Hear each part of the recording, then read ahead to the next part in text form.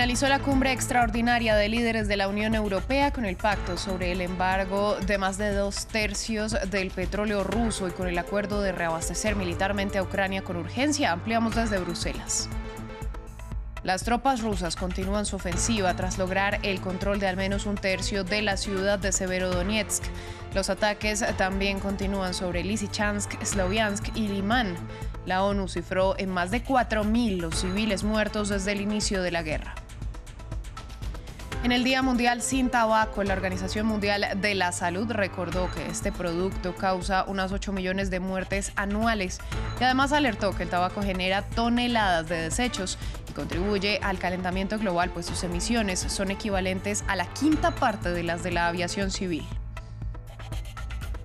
A ustedes, gracias por continuar con nosotros en France 24. Soy Valentina Torres Sánchez y es un gusto acompañarlos.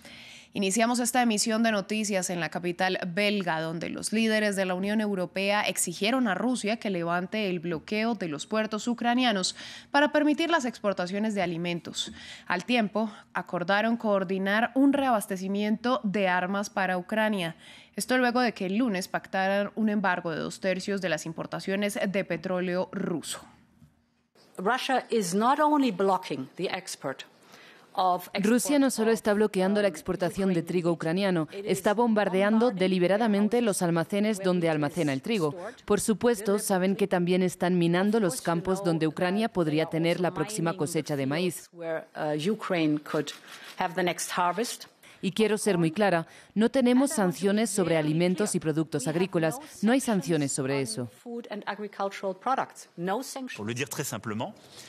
Para decirlo con toda sencillez, las decisiones que hemos tomado en el sexto paquete de sanciones y todo lo que vamos a tomar supondrá para muchos países cortar las infraestructuras existentes, rehacer completamente las refinerías y las estructuras. Y esta es una inversión que será acompañada precisamente por este mecanismo Repower de la Unión Europea. Justamente en este contexto, la estatal rusa Gazprom cortó hoy el suministro de gas a Países Bajos y se espera que mañana se suspenda el servicio a Dinamarca. Pero volviendo a la cumbre, el presidente ucraniano Volodymyr Zelensky agradeció las sanciones contra Rusia, pero aseguró que se demoraron demasiado. Previamente conversamos con Esther Herrera, corresponsal de France 24, quien nos explicó qué significan para Rusia y para los países europeos las sanciones alcanzadas en esta cumbre. Sí, de hecho tiene graves implicaciones porque puede haber un aumento de los precios. En cualquier caso, los países europeos están preparados. Se habrá un embargo del petróleo en dos fases. Primero, se dejará de importar a finales de año el petróleo que llegue de mar y luego será por oleoducto. Aún hay fechas concretas, pero ya se está preparando. Esta misma semana se espera que se preparen estas sanciones. En cualquier caso, es muy importante para Rusia. 70.000 millones de euros que los países europeos pagaron el año pasado prácticamente se van a dejar a pagar a partir de ahora para Rusia. Vamos a Ucrania. El ejército de este país continúa soportando los ataques rusos en la ciudad de Severodonetsk, la última gran urbe en la región del Donbass bajo el control de Kiev. Moscú, sin embargo, ya controla 1/3 de esa ciudad, al tiempo que el ejército ruso también concentra su ofensiva en las ciudades de Lysychansk, Sloviansk y Liman. En medio de los combates en terreno, Naciones Unidas informó que son más de 4.000 los civiles que han perdido la vida y casi 5.000 los que han resultado heridos desde el 24 de febrero, día en que inició la invasión.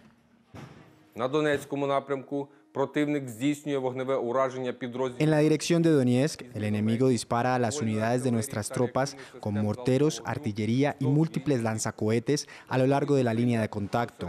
Los esfuerzos principales se centran en establecer el control sobre la ciudad de Severodonetsk. El enemigo utiliza activamente la guerra electrónica, se reagrupa y se prepara para las acciones ofensivas en la dirección de Liman. El enemigo trató de inspeccionar las rutas de mayor avance en el área del asentamiento de Liman. Sufrió pérdidas y se retiró. En las áreas de los asentamientos de Severodonetsk y Toshkivka se están realizando operaciones de asalto. Las hostilidades continúan. En información de último minuto, llega que un bombardeo ruso impactó un tanque de ácido nítrico en la ciudad ucraniana de Severodonetsk. Estaremos atentos a la ampliación de esta noticia. Entre tanto, un tribunal ucraniano condenó a 2 soldados rusos a 11 años y medio de prisión por bombardear edificios residenciales y un colegio en el asentamiento de Kotelva. Se trata de la segunda condena por crímenes de guerra y se produce cuando la ofensiva rusa cumple 97 días. Los sentenciados son Alexander Bovikin y Alexander Ivanov, cuya defensa había pedido previamente clemencia al señalar que seguían órdenes y están arrepentidos. Y en La Haya, la Corte Penal Internacional continúa su investigación también sobre posibles crímenes de guerra en Ucrania. Hoy, la fiscal general ucraniana Iriva Beneditkova aseguró que Kiev ha identificado a más de 600 sospechosos de crímenes de guerra rusos y ha comenzado a procesar a unos 80 de ellos. La funcionaria indicó que la lista de presuntos responsables incluye a militares, políticos y agentes de propaganda de Rusia. El periodista francés Frédéric Leclerc, de 32 años, perdió la vida ayer en medio de un bombardeo ruso contra la región de Lugansk. El camarógrafo cubría el conflicto para el canal de noticias BFM TV. Las autoridades locales informaron que el vehículo blindado en el que se transportaba fue impactado por la metralla de un proyectil. Ampliamos en el siguiente informe. Frédéric Leclerc-Rimov, un periodista de 32 años, fue asesinado el lunes en el este de Ucrania. El camarógrafo de la cadena de noticias francesa BFM TV viajaba en un autobús blindado cerca de una zona de combate en la región de Severodonetsk, cuando el vehículo fue alcanzado por la metralla de un proyectil. La ministra de Exteriores francesa de visita en Ucrania condenó el asesinato. Se ha cometido un doble crimen. Un convoy de evacuación ha sido blanco de un ataque y un periodista ha sido asesinado, tanto civiles como un periodista. Era el segundo viaje de Leclerc-Rimov como reportero a Ucrania. Estaba en una misión con 2 colegas, su editor Maxim Brandstetter, que resultó herido en la pierna, y su enlace ucraniana Oksana Leutaluta, que no resultó herida. Estaban allí para cubrir una operación de evacuación para BFM TV. Leclerc trabajaba para la cadena francesa desde hacía 6 años. Su muerte se produce cuando al menos 8 periodistas han sido asesinados desde el comienzo de la invasión rusa, según Reporteros Sin Fronteras. La organización, sin ánimo de lucro, afirma que es probable que las tropas rusas ataquen deliberadamente a los periodistas. Aquí estaba un joven periodista que trabajaba para un canal de televisión francés y que iba en un autobús claramente identificado como vehículo humanitario, así que es muy probable que haya sido blanco de las fuerzas rusas. Las autoridades francesas no especificaron quién disparó el proyectil, pero la ministra de Asuntos Exteriores de Francia pidió una investigación transparente sobre la muerte de Frédéric Leclerc-Rimov.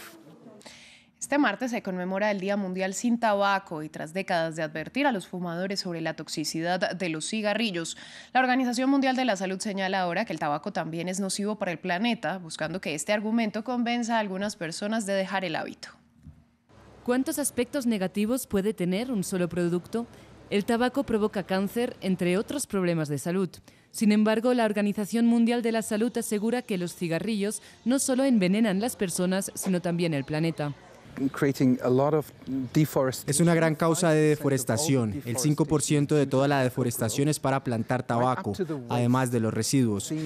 Cerca de 4,5 billones de colillas de cigarrillos terminan en los ríos, mares y los océanos cada año, contaminando cada una 100 litros de agua. La OMS defiende que lo mínimo que podría hacer la industria tabaquera es pagar por su contaminación, por ejemplo, financiando limpiezas como en Francia y en España. En Francia se ha expandido la conciencia de la responsabilidad de la industria productora.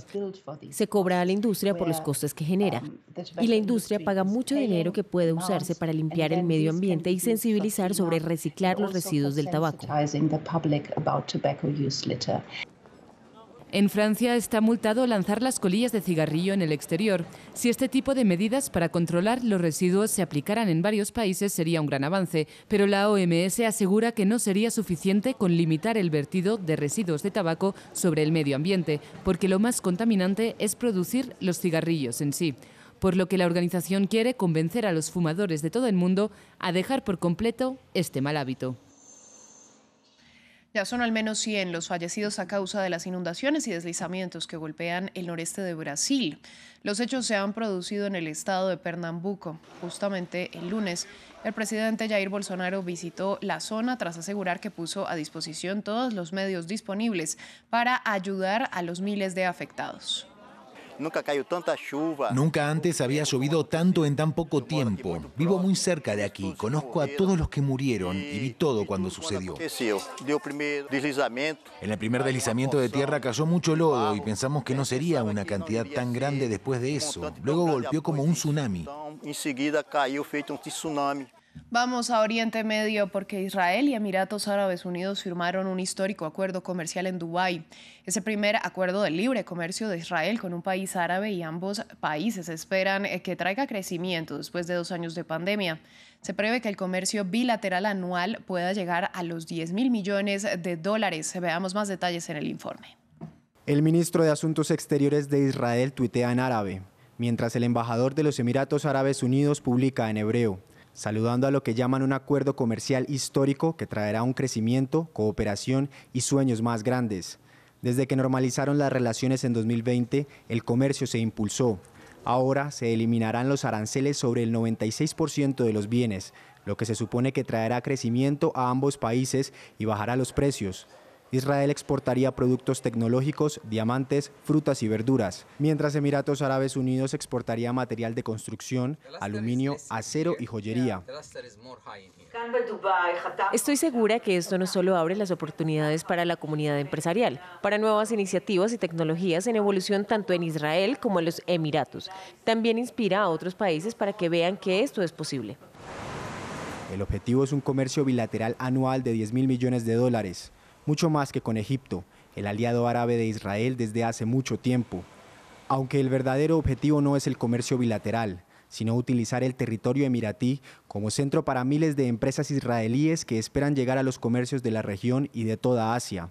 La firma se produce en el momento de mayor tensión entre Israel y la autoridad palestina.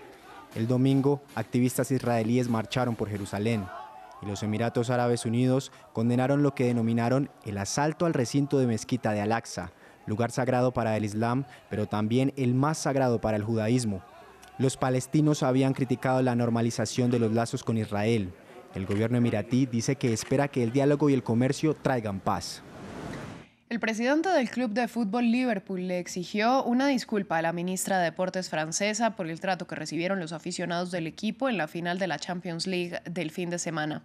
Según los medios de comunicación locales, Tom Werner escribió que estaba en total incredulidad después de que la ministra culpara inicialmente al Liverpool de ayudar a causar el caos en el partido en París. El gobierno francés también asegura que el fraude masivo de entradas contribuyó al caos fuera del estadio francés el sábado. Firme en su argumentación, el ministro de Interior francés culpó a la venta de entradas falsas a los hinchas del Liverpool por el caos del sábado en la final de la Champions League. En aportar pruebas, Gérald Darmanin afirmó que más de 2/3 de los seguidores del Liverpool tenían entradas fraudulentas. Había entre 30 y 40.000 personas más fuera del Stade de France de las que puede albergar el estadio, que son 80.000, tanto con entradas como sin ellas, con entradas falsas o sin ninguna. Estos problemas solo ocurrieron con el Liverpool. El martes se supo que el gobierno francés había sido advertido sobre las entradas falsas que se esperaban para el partido.